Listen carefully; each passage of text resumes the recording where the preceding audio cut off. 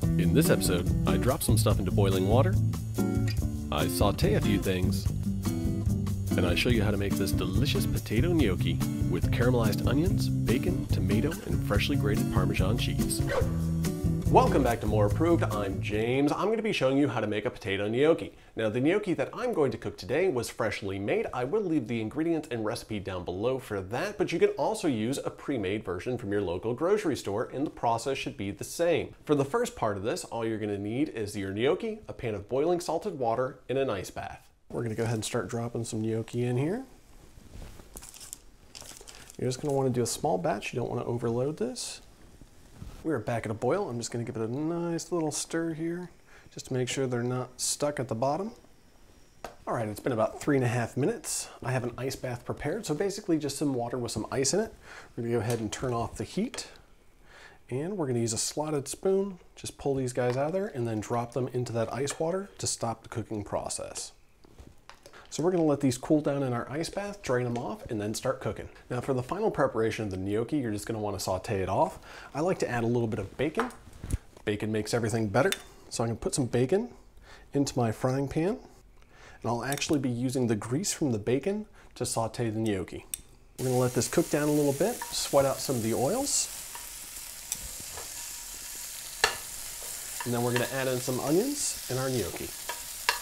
Our bacon is starting to get some color to it, so let's go ahead and add in some onion.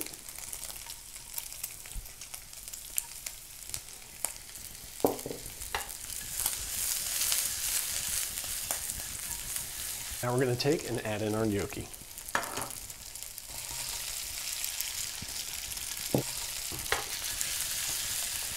Go ahead and flip that a couple of times, get some of the grease all over that gnocchi.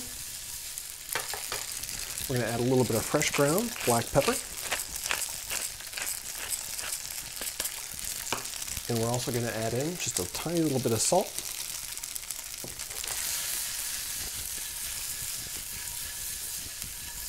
Now that we have some color on our gnocchi, I'm going to go ahead and add in some tomatoes, because I didn't want them to burn. So basically all I'm doing is heating these up, toss that through, turn off your heat. And once you have all the color in there, your tomatoes are heated up, we can go ahead and plate. Now you could serve these gnocchi with anything that you'd like, but for plating, I just like to put it in a bowl. Then we'll take all the tasty bits out of the bottom of the pan, the tomato, the bacon, some of the onion that's nice and caramelized. Put that right on top. For a final touch, I like to put some fresh ground Parmesan cheese right over.